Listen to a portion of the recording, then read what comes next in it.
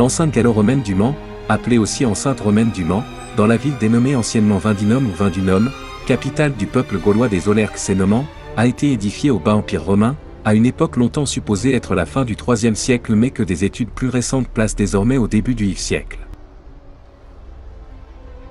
Les recherches ont pu démontrer que les travaux de construction ont été réalisés selon un plan organisé et pour un coût important, signe de la richesse de la ville et de son territoire, selon Joseph Guilleux, et conditions nécessitant une stabilité politique. L'enceinte garde sa fonction militaire pendant le Moyen Âge, et est conservée également parce que l'élévation du niveau du sol intramuros lui donne un rôle de soutènement. Après le Moyen Âge, des bâtiments construits à ses abords immédiats contribuent à sa pérennité.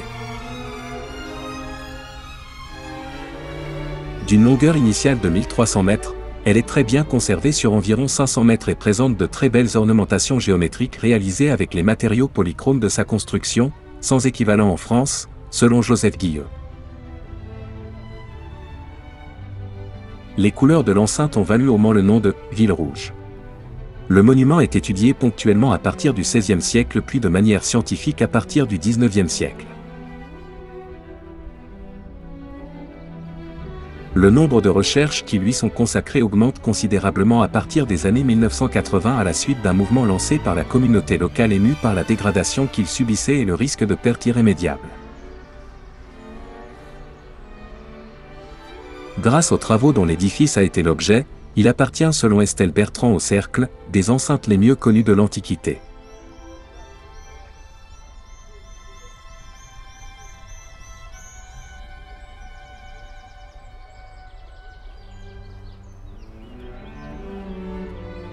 Classé au titre de monument historique depuis 1862, le monument est candidat au patrimoine mondial de l'UNESCO depuis 2016.